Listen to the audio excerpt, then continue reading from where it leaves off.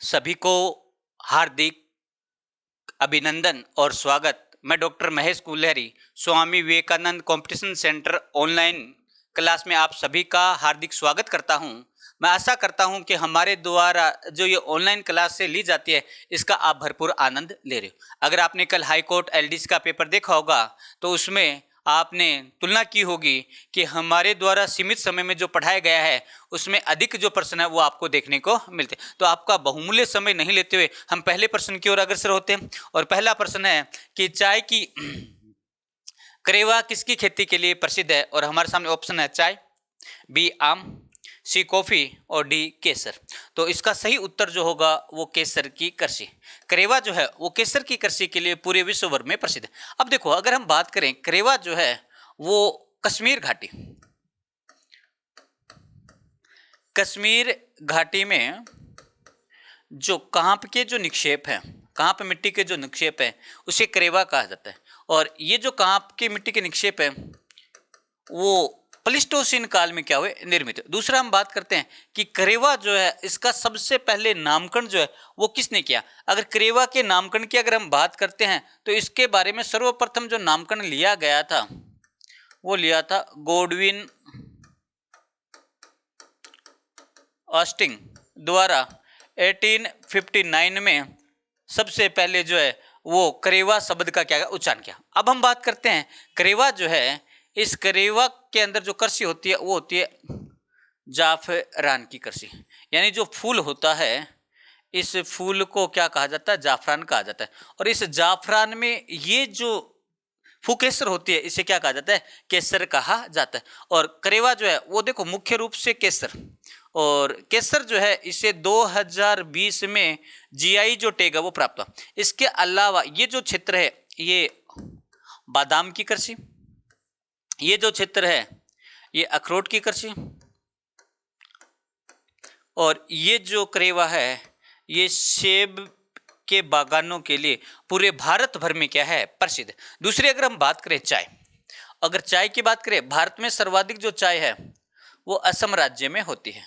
अगर हम बात करें असम की प्रसिद्ध जो चाय है वो मनोहरी टी, जिसे हाल ही में जीआई जो टैग है वो प्रदान किया। दूसरे राज्य की अगर हम बात करें वो है पश्चिम बंगाल, और पश्चिम बंगाल में जो चाय है वो है हरी पत्ती की चाय, और उसे बोलते हैं दार्जिलिंग की चाय। दार्जिलिंग की चाय जो है वो पश्चिम बंगाल। अगर आम की बात करें तो विश्व प्रसिद्ध जो आम है वो गोवा के है। गोवा के अल्फासो आम जो है वो पूरे विश्व भर में अपने स्वाद के लिए प्रसिद्ध माने जाता है। दूसरा महाराष्ट्र के अमरावती आम,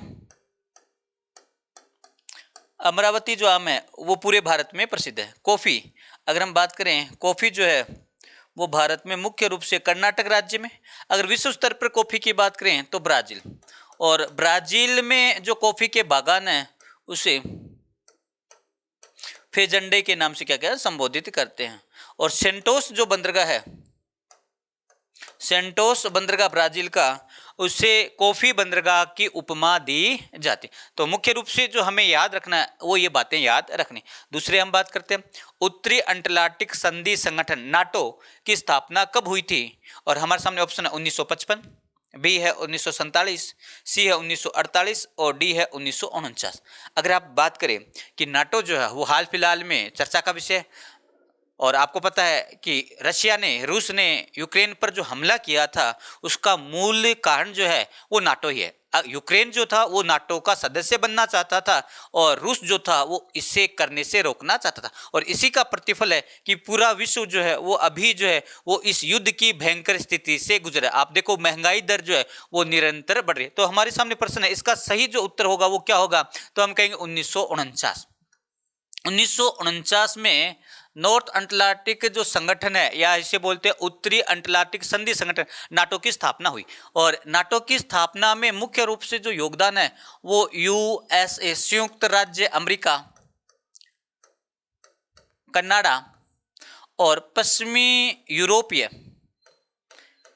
जो देश है इन्होंने सामूहिक रूप से मिलकर इस उत्तरी अटलांटिक संधि संगठन नाटो की क्या की स्थापना। और इसका जो मूल उद्देश्य था वो भूतपूर्व सोवियत संघ जो है, इस भूतपूर्व सोवियत संघ को क्या करना था, रोकना था, यानी शक्ति संतुलन जो है वो क्या करना था, स्थापित करना था। अगर हम बात करें कि नाटो है, इस नाटो के वर्तमान में देश कितने हैं, यानी इसके देश कितने हैं, तो हम कहते हैं वर्तमान में इसके 30 सदस्य देश हैं, यानी नाटो के वर्तमान में 30 सदस्य देश है। और 30वां जो सदस्य देश बना है वो कौन सा बना, तो 2020 में उत्तर मैसेडोनिया, 2020 में उत्तर मैसेडोनिया जो है वो नाटो का नवीनतम जो 30वां सदस्य देश है वो क्या किया है, बना है। अगर हम बात करें कि सोवियत संघ जो है, इस सोवियत संघ ने इसके प्रतिफल यानी नाटो के प्रतिफल जो है वो कौन सा संगठन स्थापित किया था, तो हम कहते हैं सोवियत संघ ने वर्सा संधि, यानी सोवियत संघ ने वर्सा संधि के माध्यम से इस नाटो को रोकने की क्या की थी, कोशिश की थी। और सोवियत संघ और उसके सहयोगी जो देश थे उनके बीच में ये वर्साई जो संधि है वो 1955 में क्या किया, हस्ताक्षरित की गई। यानी 1955 में सोवियत संघ व उसके जो सहायक देश थे उन्होंने मिलकर जो है वो वर्सा संधि की, ताकि नाटो को क्या कर सके, रोक सके। यानी कहने का अर्थ ये है, सोवियत संघ को रोकने के लिए नाटो और नाटो को रोकने के लिए सोवियत संघ व उसके सहयोगी संगठन ने एक वर्सा संधि की, और उस पर हस्ताक्षर जो थे वो 1955 में किए गए। लेकिन आपको पता है कि 1991 में जैसे ही सोवियत संघ का विघटन हुआ, ये वर्साई जो संधि है यह क्या हो गई, खत्म हो गई। और उसका ही प्रतिफल है कि वर्तमान में यूक्रेन जो है वो रूस से अलग होकर एक स्वतंत्र देश का क्या कर रहा है, निर्माण कर रहा है। अगर हम बात करें इसके अलावा हमें क्या याद रखना है, उसके अलावा जो हमें याद रखना है वो याद ये रखना है कि 1947 और 1947 में कौन सा जो संगठन है वो अस्तित्व में आया, तो हम कहते हैं 1947 में जो संगठन अस्तित्व में आया उसका नाम है अंतर्राष्ट्रीय व्यापार संगठन। कहने का अर्थ ये है 1947 में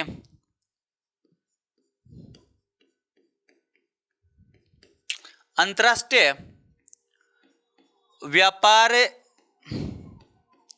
जो संगठन है उसका क्या हुआ था, निर्माण हुआ था। और इसी उन अंतर्राष्ट्रीय व्यापार संगठन को 1948 में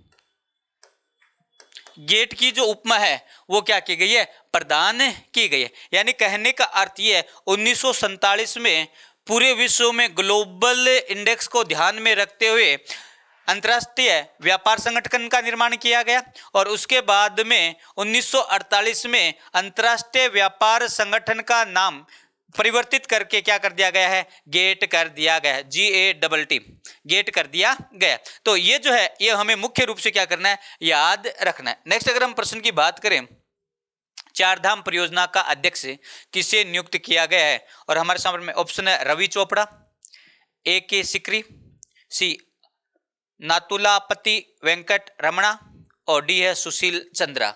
और इसका सही उत्तर होगा कि चारधाम जो परियोजना है उसका जो अध्यक्ष है वो किसे बनाया गया है, तो हम कहते हैं SK सिकरी जो हैं उन्हें चारधाम परियोजना के नए जो है वो अध्यक्ष बनाए गए। किसके स्थान पे बनाए गए, तो हम कहते हैं रवि चोपड़ा के इस्तीफे देने के बाद में चारधाम जो है, चारधाम परियोजना के जो अध्यक्ष है वो SK सिकरी को बनाया गया। अगर हम बात करें चारधाम परियोजना जो है कहाँ पे, तो हम कहते हैं उत्तराखंड में।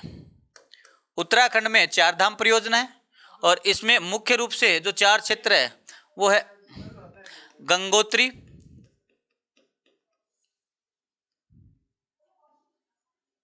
यमुनोत्री,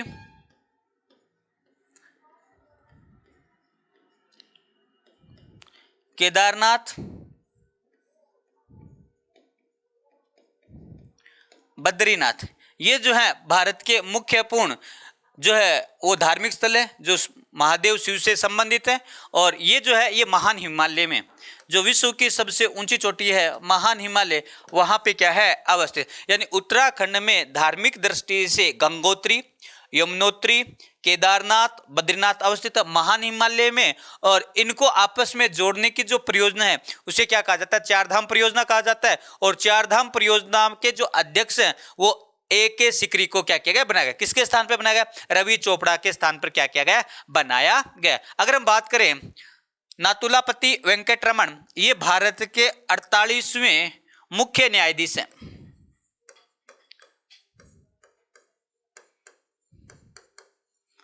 भारत के 48वें मुख्य न्यायाधीश जो है वो कौन है? नातुलापति वेंकट रमणा को भारत का 48वां मुख्य न्यायाधीश क्या किया गया? बनाया गया है। दूसरा अगर हम बात करें सुशील चंद्रा, और सुशील चंद्रा जो है वो क्या है? तो सुशील चंद्रा भारत के मुख्य चुनाव आयुक्त हैं। भारत के मुख्य चुनाव आयुक्त जो है वो कौन है? सुशील चंद्रा हैं। और सुशील चंद्रा जो है वो वर्तमान में भारत के मुख्य चुनाव आयुक्तों में जो है वो मुख्य रूप से जो है माने जाते हैं। नेक्स्ट हम अगर प्रश्न की बात करें, विश्व में सर्वाधिक गोल करने वाले फुटबॉलर प्लेयर कौन है? और हमारे सामने option A Messi, B Romario, D C Ronaldo, और डी है जोसेफ बिकेन। और इसका सही उत्तर जो होगा क्रिस्टियानो रोनाल्डो जो है, जो पुर्तगाल के हैं, उन्होंने हाल ही में 807 जो है वो गोल किए, यानी गोल करने का जो रिकॉर्ड है वो उन्होंने तोड़ दिया। यानी क्रिस्टियानो रोनाल्डो पुर्तगाल के हैं और इन्होंने हाल ही में लगभग इन्होंने जो है वो 1110 मैचों में जो है वो 807 जो गोल है वो इन्होंने किए। अब तक के इतिहास में इन्होंने सबसे ज्यादा क्या किए? गोल किए। अगर हम बात करें दूसरे नंबर पर जो है वो जोसेफ बिकेन है, और जोसेफ बिकेन जो है वो दूसरे सर्वाधिक गोल करने वाले फुटबॉलर क्या किए जाते हैं? माने जाते हैं। इनके नाम जो गोल है वो 805 है, नहीं 805 मैचों में 805 गोल है, जो कि 530 मैचों में इन्होंने क्या किए थे? प्राप्त किए थे। यानी बहुत कम। ये अगर रेशो देखोगे 530 मैचों के अंदर 805 जो गोल है वो इनके द्वारा किया। और ये है कहाँ के? ये ऑस्ट्रिया वियना जो है यूरोपीय कंट्री, वहां से संबंध रखते हैं। अगर हम बात करें तीसरे नंबर पर वो रोमारियो, ये ब्राजील के हैं और इन्होंने 994 मैचों में 772 जो गोल हैं वो अपने नाम किए। और चौथे नंबर पर जो है वो मेसी कहाँ से हैं? अर्जेंटीना से हैं, और इन्होंने जो गोल किए हैं वो 759 जो है वो 961 मैचों के अंदर इन्होंने प्राप्त किए। अब हमें एक चीज याद रखनी है, रोनाल्डो को 2020 में गोल्डन फुट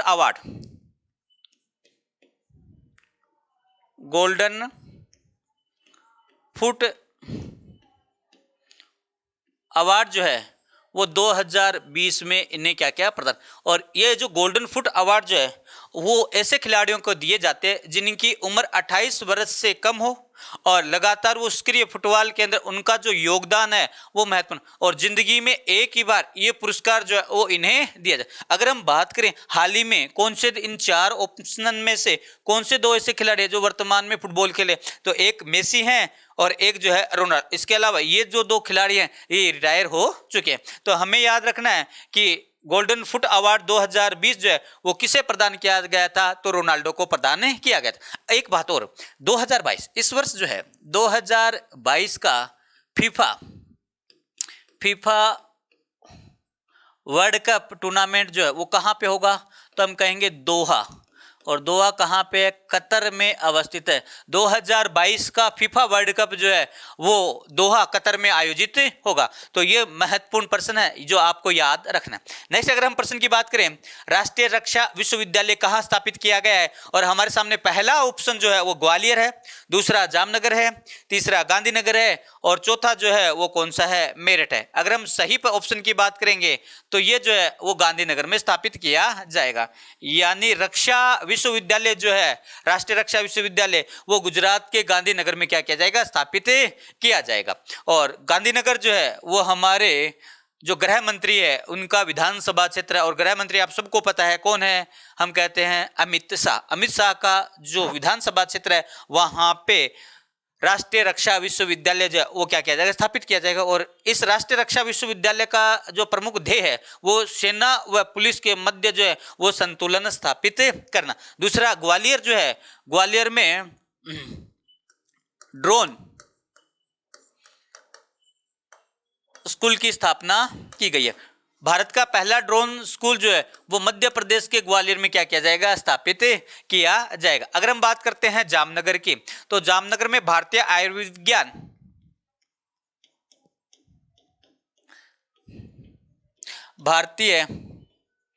आयुर्वेद विज्ञान से संबंधित जो संस्था है वो कहां पे स्थापित की जाएगी, जामनगर में स्थापित की जाएगी। और अगर हम बात करें मेरठ में मेजर ध्यानचंद खेल विश्वविद्यालय, मेजर ध्यानचंद खेल विश्वविद्यालय जो है वो यहाँ पे क्या किया जाएगा, स्थापित किया जाएगा। तो हमें जो है वो मुख्य रूप से ये बात याद रखें, पहला ड्रोन स्कूल ग्वालियर, जामनगर में भारतीय आयुर्विज्ञान शिक्षण अनुसंधान संस्था, गांधीनगर में रक्षा विश्वविद्यालय और मेरठ में मेजर ध्यानचंद खेल विश्वविद्यालय का क्या किया जाएगा, स्थापना की जाएगी। नेक्स्ट हम प्रश्न की बात करें, कश्मीर में 40 दिनों की कठोर सर्दी वाले समय को स्थानीय नाम क्या है? और हमारे सामने चिल्लाई कला, बी करेवा, सी पीर पंजाल और डी धौलाधर। अगर सही ऑप्शन की बात करेंगे, चिल्लाई कला जो है यानी कश्मीर में जब बर्फबारी होती है और इस बर्फबारी के कारण जो है यहाँ का पूरा जनजीवन जो है वो अस्त व्यस्त हो जाता है, माइनस में टेम्परेचर चला जाता है। तो यहाँ के स्थानीय लोग जो है जैसे ही पहली बर्फबारी प्रारंभ होती है उससे लेकर अगले 40 दिनों तक जो कठोर सर्दी वाला जो समय होता है उसे चिल्लाई कला के नाम से क्या किया जाता है, संबोधित। और ऐसे समय में यहाँ के कश्मीरी लोग जो हैं वो क्या करते हैं, इस कश्मीर को छोड़कर दक्षिणी भारत की ओर क्या करते हैं, पलायन करते हैं, ताकि वो इस कठोर सर्दी से क्या कर सकें, बच सके। और इसी कला को चिल्लाई कला के नाम से क्या करें, संबोधित। करेवा जो है वो केसर की कृषि के लिए पूरे विश्व भर में क्या है, प्रसिद्ध है। पीर पंजाल और धौलाधर जो है ये मध्य हिमालय के क्षेत्रीय नाम है। यानी कहने का अर्थ ये है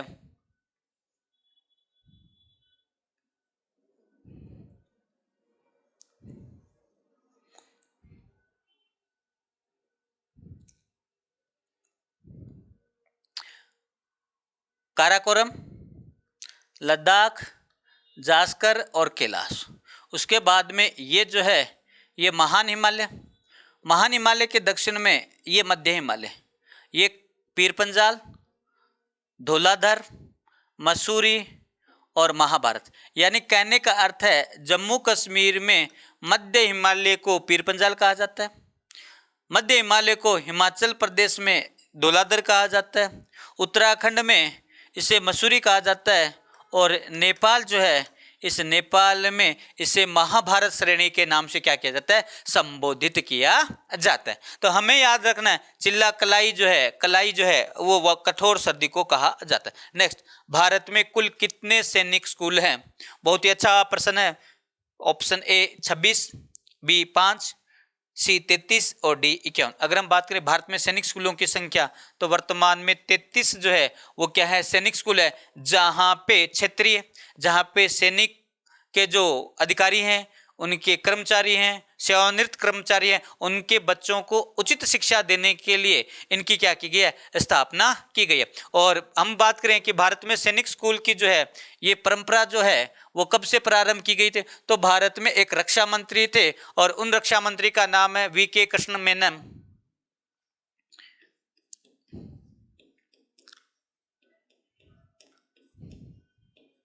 वीके कृष्ण मेनन के दिमाग में 1961 में भारतीय सेना में रिक्त पड़े जो पद है उनको ध्यान में रखते हुए उनके दिमाग में ये बात आई, क्यों ना हम भारत की युवा पीढ़ी को इस प्रकार से योग्य बनाएं ताकि भारतीय जो सेना है इसके अंदर अधिकारी और कर्मचारियों की जो संख्या है वो कम ना हो जाए। और इसी को ध्यान में रखते हुए वीके कृष्ण मेनन ने भारत में सैनिक स्कूल से संबंधित जो व्यवस्था है ये 1961 के अंदर इन्होंने के द्वारा क्या क्या विचार लाएगा। और हम बात करते हैं कि सैनिक स्कूल जो है इसका जो संचालन है वो कौन करता है, तो हम कहते हैं सैनिक स्कूल सोसाइटी जो है वो इनका क्या करती है, संचालन करती है।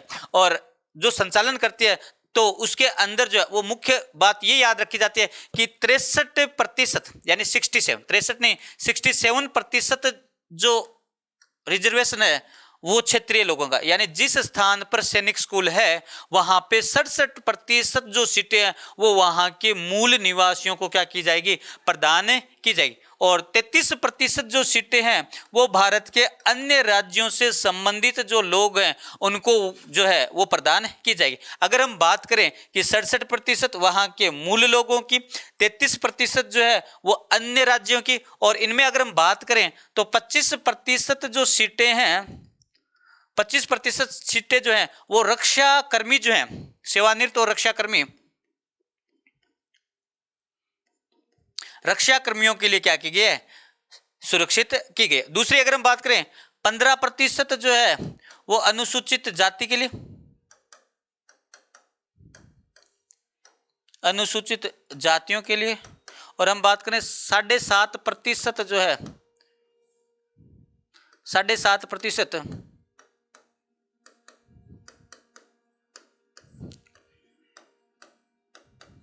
अनुसूचित जनजातियों को क्या की जाती है, प्रदान की जाती है। अगर हम बात करें भारत का पहला सैनिक स्कूल जो है वो कहां पे स्थापित किया गया, तो हम कहते हैं भारत का पहला सैनिक स्कूल जो है वो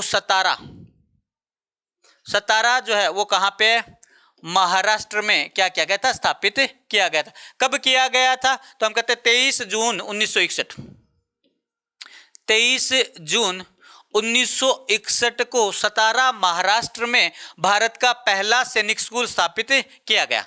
अगर हम बात करें भारत का दूसरा सैनिक स्कूल वो राजस्थान के चित्तौड़ में क्या किया गया था, स्थापित किया गया था, और इसकी जो डेट है 7 अगस्त 1961, यानी राजस्थान का पहला और भारत का दूसरा जो सैनिक स्कूल है वो चित्तौड़ में 7 अगस्त 1961 में स्थापित किया गया। अगर हम बात करें राजस्थान में दूसरा जो सैनिक स्कूल है वो हमारे झुंझुनू में, दोरासर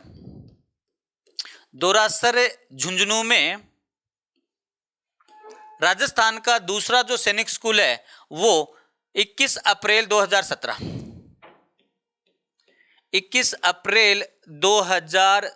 को क्या किया गया, स्थापित किया गया। और हम कहते हैं राजस्थान का तीसरा जो सैनिक स्कूल स्थापित किया जाएगा वो कहां पे किया जाएगा, अलवर में स्थापित किया जाएगा। तो हमें याद रखना राजस्थान में 2 हैं, एक चित्तौड़गढ़ में 7 अगस्त 1961, दूसरा दोरासर झुंझुनू में 21 अप्रैल 2017। प्रस्तावित जो है वो कहां पे है, अलवर में, प्रस्तावित जो है वो कहां पे है, अलवर में। अगर हम बात करें भारत में कितने सैनिक स्कूल है, वर्तमान में 33 सैनिक स्कूल है, और संबलपुर उड़ीसा का जो सैनिक स्कूल है वो नवीनतम सैनिक स्कूल क्या किया जाता है, माना जाता है। 33वां जो स्कूल है वो संबलपुर उड़ीसा में क्या किया गया, स्थापित किया। तो ये जो महत्वपूर्ण प्रश्न है राजस्थान में सबसे कम पुरुष साक्षरता दर किस जिले में है, और हमारे सामने ऑप्शन है, पहला जालोर, दूसरा बाड़मेर, तीसरा प्रतापगढ़ और चौथा धौलपुर। अगर पुरुष साक्षरता दर की बात करें तो पुरुष साक्षरता दर जो है वो सबसे कम कहां पे है, प्रतापगढ़ में है। कहां पे है, प्रतापगढ़ में। राजस्थान की औसत पुरुष साक्षरता दर जो है वो कितनी है, तो हम कहते हैं राजस्थान की औसत पुरुष साक्षरता दर जो है वो 79.2 है। अगर महिला की बात करें, औसत महिला साक्षरता दर जो है वो 52.1 है, और कुल साक्षरता दर की बात करें तो हम कहते हैं 66.1%। ये राजस्थान में औसत साक्षरता दर 66.1 है, औसत पुरुष साक्षरता दर 79.2 है, और महिला साक्षरता दर जो है वो 52.1% है। अगर हम बात करें राजस्थान में सबसे पुरुष साक्षरता दर जो है वो प्रतापगढ़ में है। अगर हम बात करें भाई औसत रूप से सबसे कम जो साक्षरता दर है वो कहां पे है, वो जालोर में है। यानी औसत रूप से महिला और पुरुष की बात करेंगे तो जालोर में है। अगर हम बात करते हैं पुरुष की तो वो जो है वो कहाँ पे है, प्रतापगढ़। तो आज की क्लास में इतना ही। जय हिंद, जय भारत।